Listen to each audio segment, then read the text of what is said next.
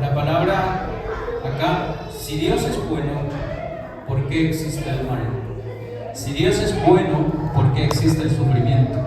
Si Dios me ama y Dios es suficiente bueno para conmigo, ¿por qué Dios permite que yo sufra? ¿Se han preguntado una vez ustedes esto? Si Dios es bueno, si Dios es demasiado bueno, si Dios me ama, si Dios está conmigo siempre, entonces ¿por qué Dios permite que yo esté enfermo, que yo sufra, que yo no tenga dinero, que yo esto, que yo lo otro y todo? Si Dios existe y es bueno, ¿por qué Dios no saca a mis hijos del alcoholismo? ¿Por qué Dios no trae a mis hijos a la iglesia? ¿Por qué Dios no sana a mi hija? ¿Por qué Dios no sana a mi hijo? ¿Y por qué no todo? ¿Y por qué mi esposo no está conmigo en la iglesia? ¿Por qué mi esposa no está? Y todos. ¿Se ha preguntado usted esto? Entonces, si analizamos esto, Dios es bueno, ¿por qué existe el mal? Todos sabemos dónde existió el mal. ¿Cómo inició el mal? ¿Lo creó Dios o quién creó el mal? ¿O cómo se creó el mal? ¿Se ha preguntado usted?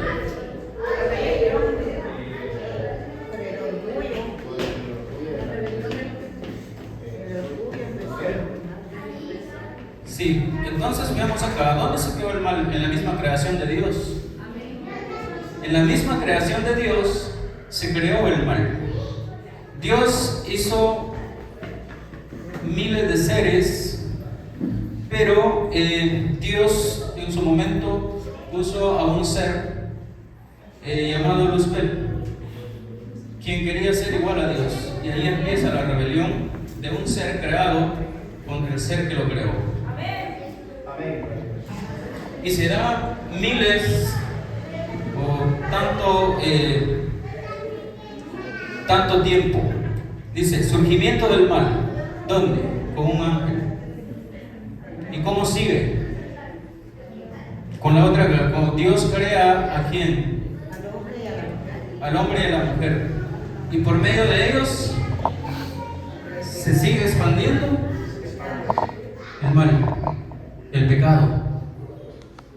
Bendito sea Dios. Entonces tenemos este ángel en su arrogancia se negó a reconocer la sabiduría divina y rebelde contra Dios, y a pesar de su perfección cultivó el deseo de ser adorado por encima de su creador. Él quería ser adorado por encima de su creador. Entonces casi no se ve. Pero entonces tenemos a los otros dos seres que Dios crea: Adán y a Eva. Adán y Eva también desobedecieron, lo que introdujo el pecado en la humanidad y la pérdida de la inocencia. Esta desobediencia trajo como resultado, como consecuencia, el sufrimiento, el dolor y la muerte al mundo. La muerte al mundo. ¿Qué pasó después con los hijos de Adán? ¿Qué pasó con ellos, con los hijos de Adán? Ya viene el otro, pues se pusieron que los dos querían llevar, ustedes saben la historia de una ofrenda hacia Dios, y hubo un problema ahí. El otro, porque no fue tan aceptada su ofrenda, se enojó y mató a su hermano. Y sigue el mal sobre la tierra. Pero acá vemos nosotros que el mal era tan grande que hasta ya en los tiempos de Habacuc, él estaba cansado de ver tanta maldad allá afuera, de tanto que veían sus ojos, violencia, matanza, sufrimiento por todos lados, tal y como está ahorita. Usted ve las noticias que muerto por acá, muerto por allá. Y lo mismo sucedía en el tiempo del profeta Habacuc. Estaba sucediendo lo mismo, y viene Habacuc y se dice: Señor, y le dice el Señor: ¿hasta cuándo, Jehová, clamaré y no oirás? ¿Cuánto nos ha pasado que quizás le decimos esto a Dios? ¿Hasta cuándo, Señor, voy a estar pidiendo que me sanes? ¿Hasta cuándo, Señor, voy a estar pidiendo que me ayudes con mi economía? ¿Hasta cuándo, Señor, te voy a estar pidiendo por mi hijo, por mi hija? ¿Hasta cuándo? Y ponemos una queja contra Dios. ¿Por qué? ¿Por qué, Señor? Si dices que tú existes. ¿Qué pasa entonces? ¿A dónde se va ese Dios que nosotros venimos a adorar cuando tú no tienes una respuesta? ¿A dónde? ¿Será que se esconde? ¿Será que se va de viaje? Entonces, ¿qué se hace ese Dios y por qué no te contesta? ¿O por qué no nos contesta? ¿Qué se hace ese Dios? ¿Dónde está Dios? Pero entonces, si Dios está en el trono y te ama, entonces ¿por qué no te sana? ¿Verdad? ¿Por qué? Es que tiene que haber el mal. El mal es ausencia del bien. El mal es la ausencia del bien, tal y que la oscuridad. La oscuridad no existe. La oscuridad es la ausencia de la luz. Eso es lo que pasa con la oscuridad. Es ausencia de luz. Ahorita no está, sale de afuera, no está oscuro. Pero ¿qué pasa? Cierra las puertas y usted se cierra en el baño y le apagan la luz. Oscuridad. ¿Qué pasó ahí? Lo que pasó es que ausencia de luz. Entonces la oscuridad, llegamos a una conclusión de que la oscuridad no existe. Solo es una ausencia de luz. Amén. Entonces el mal existe porque hay una ausencia del bien en el ser humano. Entonces tenemos, dice Habacuc, daré voces a ti a causa de la violencia y no salvarás. Él está haciendo preguntas a Dios. Él está haciendo preguntas a Dios. Yo en una ocasión se lo he hecho. Nosotros en diferentes quizá casos, ustedes lo ven a uno caminando, alegre, predicando esto, el otro, pero usted no conoce el corazón del quien está enfrente de usted. Solo lo conoce Dios. ¿Cómo estás? Si estás enfermo, si estás pasando esto, si estás pasando lo otro, al menos que Dios venga por el Espíritu Santo y se lo revele a alguien. Pero de lo contrario, no. Usted a mí me ve bien, ahorita me ve todo y todo, pero usted no sabe cómo estoy yo. Usted no sabe cómo estoy yo. Entonces, pero nosotros debemos de confiar en ese Dios al quien nosotros creemos y al quien venimos a adorar, porque si no, de nada serviría el venir a la iglesia si no confiamos en el ser que nosotros venimos a adorar acá. Venimos a perder 2 horas y media y no creemos en Él. Entonces, si no creemos en Él, entonces ¿por qué venimos nosotros? Solo para que alguien nos vea, solo para que alguien diga el hermano esto, el hermano lo otro, el hermano, y solo para que lo vean nada más. Si no creen en el ser que viene a adorar, si no creemos en ese Dios que nos llamó. Entonces, yo le digo al Señor, yo creo que yo voy a estar en la iglesia. Yo creo que analizando, escribiendo, yo sentía que algo trituraba mis huesos, una fiebre fea que me agarró como tipo 10 de la noche, temblando con muchos. No haya, cuando tienes mucha fiebre no hay ni dónde meterte, tantas chamarras tienes y todavía sientes frío, ¿verdad? Y entonces, todo esto, pero nosotros creemos en ese Dios. Creemos en ese Dios que nos llamó y que ese Dios siempre va a estar contigo. En las pruebas, en las luchas, aunque Dios no te saque la prueba, aunque Dios no te sane, aunque estés ahí, pero Dios está contigo. Así es. Nosotros quisiéramos que Dios hiciera las cosas a nuestra manera. Nosotros quisiéramos eso, que cuando le dijéramos, Dios, sáname, y yo estoy sano, ¿verdad? Dios sana al hermano y el hermano sale brincando y ya está sano, ¿verdad? Pero a veces no es Dios, a veces no trabaja de esa manera, porque Dios está probando a sus hijos. Dios lo está probando hasta dónde llega su hijo a amarlo. Por eso es que empecé con esa pregunta: si Dios es bueno, ¿por qué existe el mal? ¿Qué pasaría si Dios elimina el mal? Porque Dios lo puede hacer. Dios es omnipotente, Dios es soberano, Dios lo puede hacer. Pero ¿qué pasaría si Él quita el mal?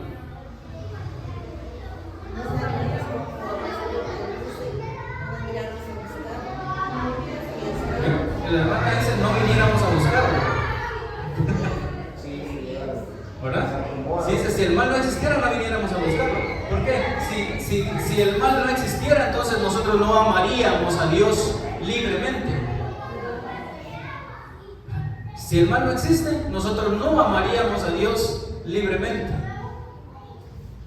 Porque eso es lo que hizo Dios desde el principio. Creó a un ser y lo dejó con su libre albedrío. Algunos no creen en el libre albedrío, pero nosotros íbamos a ver que sí existe. Porque dice Habacuc 1:3: ¿por qué me haces ver iniquidad y haces que vea molestia, destrucción, violencia delante de mis ojos, delante de mí? Pleito y contiendas se levantan delante de mí, dice el profeta. Pero si usted lee todo el profeta tuvo respuesta de Dios. Mira, aunque mi respuesta tarde, le dice Dios, pero espérala, porque seguro va a llegar a tu vida. El problema es que nosotros nos desesperamos. Puedes pasar 10, 15 años en esa enfermedad, así como estaba aquella mujer en el tiempo de Jesús, que tocó el manto de Jesús.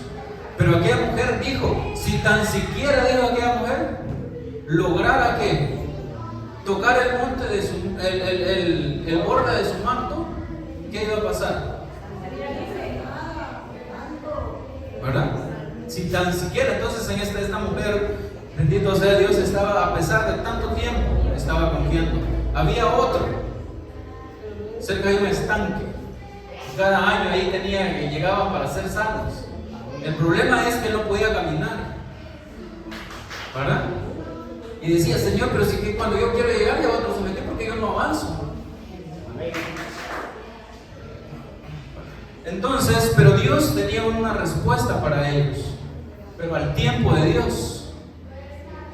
Y a veces no es en el tiempo de nosotros, no es cuando queremos que sucedan las cosas. ¿Por qué me haces ver iniquidad? A veces la gente dice, los que no creen en Dios dicen: pero es que si tu Dios es bueno, mira, te vas al África, tantos niños muriendo de hambre, ¿por qué tu Dios no les da comida? Tanta gente muriéndose de enfermedades, ¿por qué tu Dios no los sana? Nosotros aquí en Guatemala es poco lo que nuestros ojos ven. Pero usted se va para esos lugares del Oriente Medio, Palestina, la Franja de Gaza, que caen las bombas, los niños salen retirados, sin piernas, sin manos, sin cabeza, por los misiles que caen ahí. Y entonces se pregunta la gente: ¿dónde está el Dios de Israel? ¿Dónde está el Dios de los palestinos? ¿Dónde está nuestro Dios que no nos libra? Esta es la pregunta que se hace. Entonces tenemos la pregunta de por qué existe el mal. Si Dios es bueno y todopoderoso, ha sido un desafío tanto para los creyentes como para los filósofos.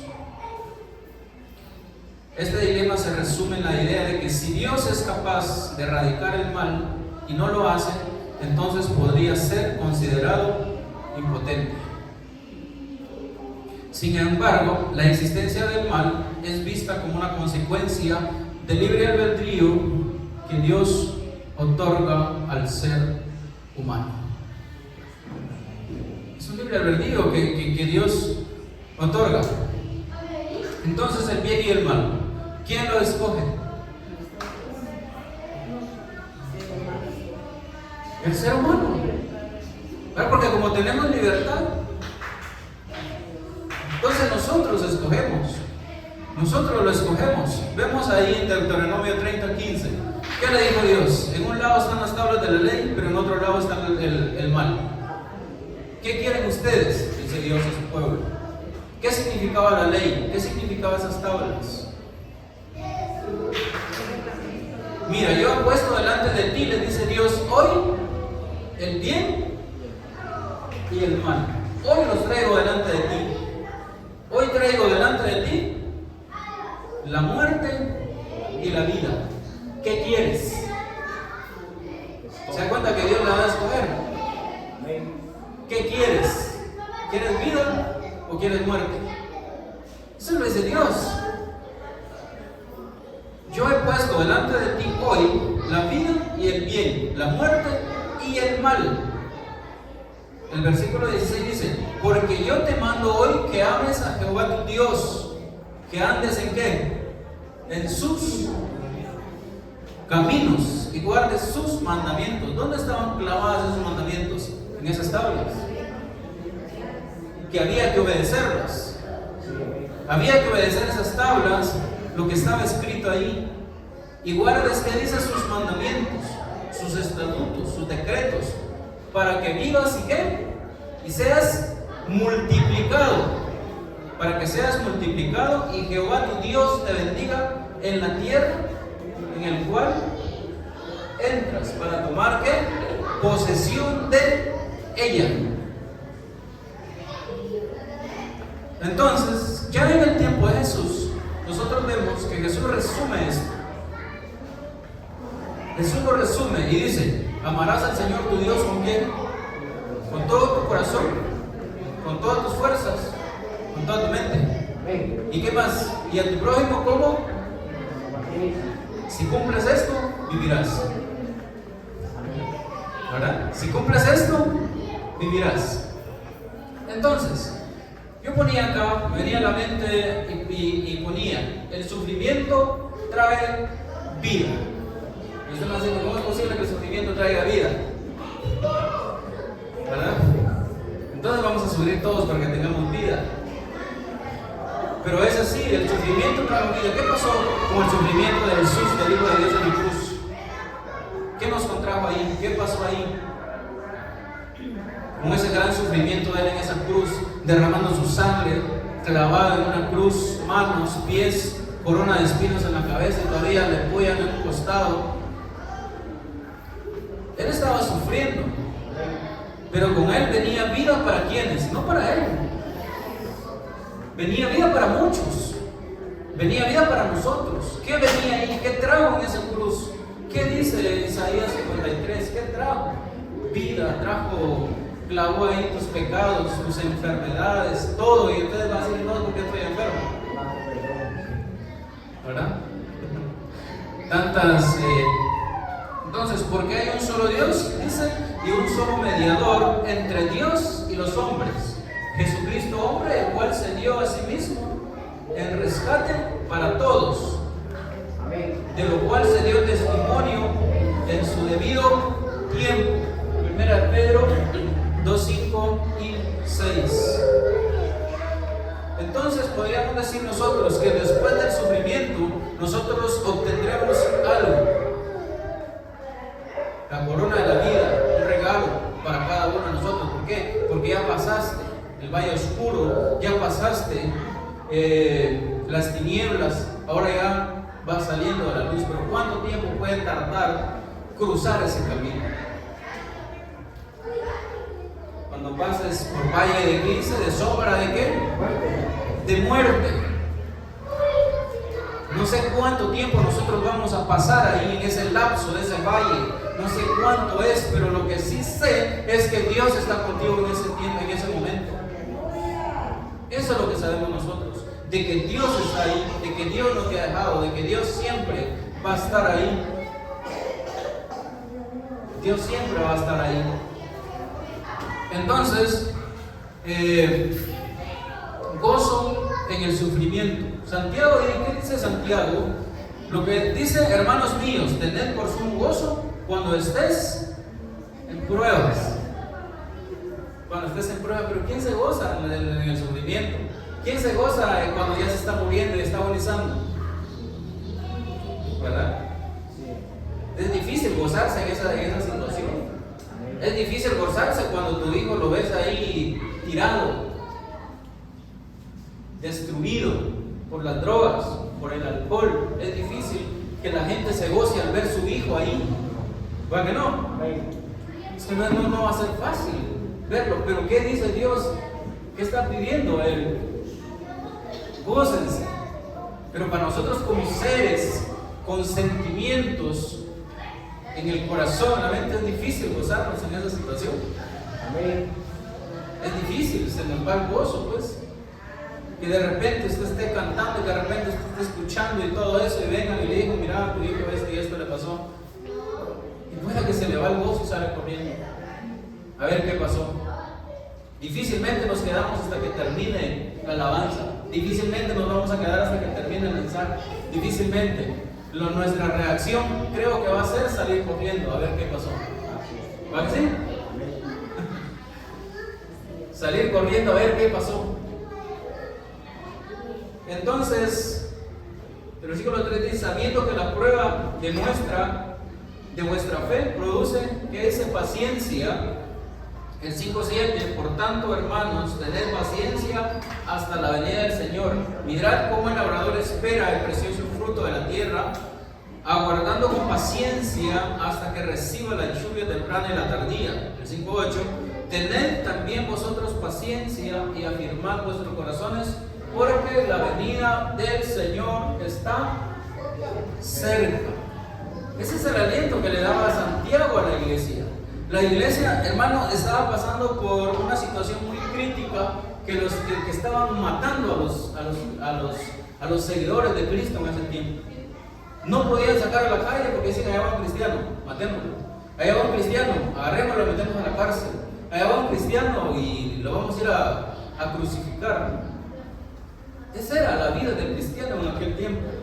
En cambio, nosotros estamos muy bendecidos a este lado de la tierra, a este extremo de la tierra. Nosotros estamos muy bendecidos. Aquí nosotros salimos como cristianos, salimos afuera, no pasa nada. Pero donde no se puede predicar el evangelio, ¿qué pasa ahí?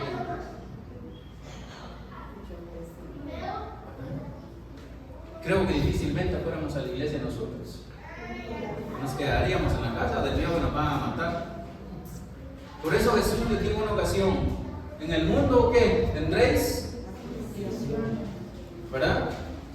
En el mundo no dijo el Señor, ustedes van a tener solo gozo, van a tener solo esto, van a tener esto, lo otro. No, Jesús dijo, en el mundo van a pasar por etapas donde van a tener aflicciones. Amén. Pero no todo es aflicción. Llega el momento donde te gozas y dices a tu familia, mira, hoy vamos a ir a Campero, mira, hoy vamos a ir a McDonald's, hoy vamos a ir a tal lugar, nos vamos a ir a divertir. Se da cuenta que no todo es tristeza, no todo es lloro en nosotros. Hay momentos donde Dios te da alegría y estás feliz con tu familia. Y dice, wow, el Señor hoy se me dio bendición, ¿verdad? Y lo voy a ir a disfrutar. Wow, el Señor y todo eso. Y se da cuenta que no es todo el tiempo, no es todo aflicción. Vienen momentos de alegría, vienen momentos de gozo en nuestras vidas. Entonces tenemos que seguir confiando en ese Dios. Todas las cosas nos ayudan a bien, dice Romanos, y sabemos que a los que aman a Dios, todas las cosas les ayudan a bien. Esto es, a los que conforme a su propósito, dice, son llamados.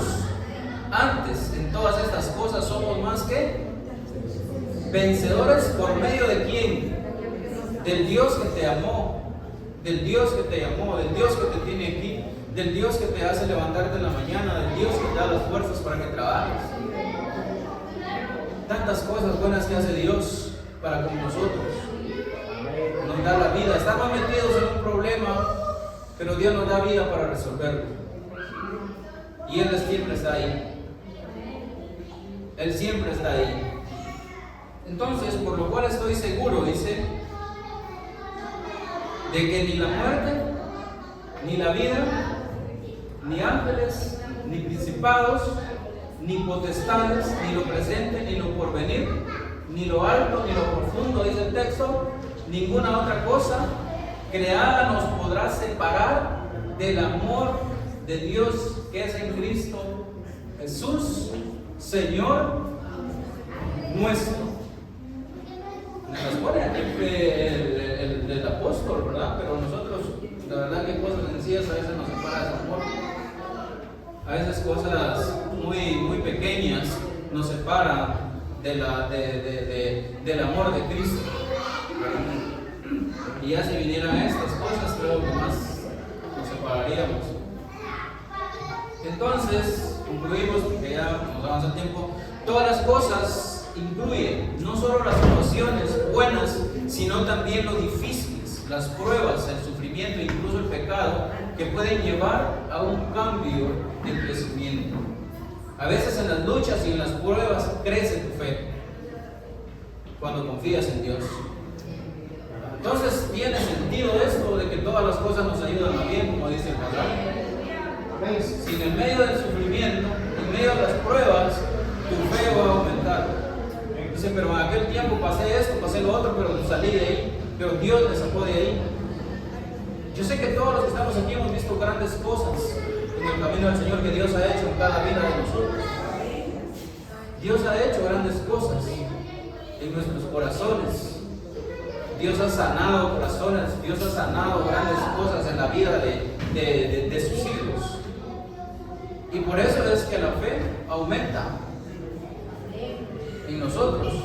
Les ayudan a bien. El objetivo final es la transformación del carácter y la conformación a la imagen de Cristo. Una vida fácil o libre de problemas. Las tribulaciones ayudan a desarrollar humildad, dependencia de Dios y un enfoque en las cosas espirituales. Eso nos ayuda a nosotros, lo que es todas estas cosas que nos llegan a nuestra vida, nos fortalecen al final. En el momento que lo estamos pasando nos sentimos duro, sentimos que ya no aguantamos. Le decimos, Señor, mejor llévame, ¿verdad? Bueno, quizás dice, mejor Señor, ya no aguanto, mejor ¿por qué no me llevas? Porque no me sanás. Una vez Pablo le dice a Dios, le dice, ¿y cuál fue la respuesta de Dios? Pablo, ¿bastaste conmigo? Gracias. Qué tremendo cuando apenas andas arrastrando para caminar y le pides sanidad a Dios y te dice eso. Bástate de mi gracia, ¿verdad? Pero Señor, pero si yo lo que quiero es caminar. Y tú me vienes a decir ahora que bástate de mi gracia por lo que yo hice en la cruz por ti. Pero es que no fue poco lo que Él hizo, nos dio salvación, nos dio vida. Cuando estábamos condenados a irnos al infierno, al matadero, vino Dios y envió a su Hijo a morir por nosotros en la cruz, a tomar el lugar de nosotros. A eso vino Jesús, a tomar el lugar de nosotros cuando nosotros estábamos condenados al matadero. Y lo que Él sufrió no es nada de lo que nosotros pasamos en esta tierra. No, nosotros pasamos que quedan días que no tenemos para pagar esto, para pagar el teléfono, para pagar luz, para pagar agua, para esto y el otro. Pero eso no es nada para lo que Jesús viene y sufre. No es nada. Entonces, por último, esta frase es una fuente de esperanza en medio de las dificultades, pero requiere una perspectiva espiritual más profunda. No promete una vida sin problemas, sino que asegura que incluso en los eventos negativos para aquellos que aman a Dios son oportunidades para crecer, aprender y ser transformado para su bien último, que es un propósito mayor espiritual. Y por último, el maestro de maestros dice, bienaventurados quienes, los que lloran, porque ellos recibirán consolación. Bienaventurados los pobres en espíritu. Bienaventurados esto y el otro, porque de ellos es el reino de ¿qué? De los cielos. Es que Dios no nos promete a nosotros solo gozo en esta tierra. Dios hace que haya aflicciones. A unos los matarán, les dijo a sus discípulos, a otros los perseguirán. Pero no digo, yo voy a estar con ustedes. Yo voy a estar con ustedes. Qué difícil es esto. Cuando nosotros salimos a la calle, vemos a la gente que ya no tiene respeto entre ser humano a ser humano, se matan. No tienen ni siquiera, no sé quién vio un videíto allá de un señor que mandaron a Chimaltenango. De algo así, como 4 hombres con armas largas, pero le disparan a ese señor sin misericordia, digamos nosotros, ¿verdad? Qué odio ¿Hasta dónde llega? Por eso dijo el profeta, mis ojos ven todo esto, Señor, y no hacen nada. Qué tremendo. Pero nosotros confiamos, como dice la palabra del Señor, que Él pronto viene. Él pronto viene. Entonces nosotros estemos listos, preparados para la venida del Señor, y ahí se le va a olvidar todo lo que estamos pasando en esta tierra. Donde ya va a andar el país de oro, mar de cristal, todo esas moradas que el Señor nos prepara, pero tenemos que soportar las embestidas del mal en esta tierra. Entonces, hermanos, sigamos adelante en el camino del Señor, sigamos siempre tratando la manera de agradar a Dios. Bendito sea su santo nombre.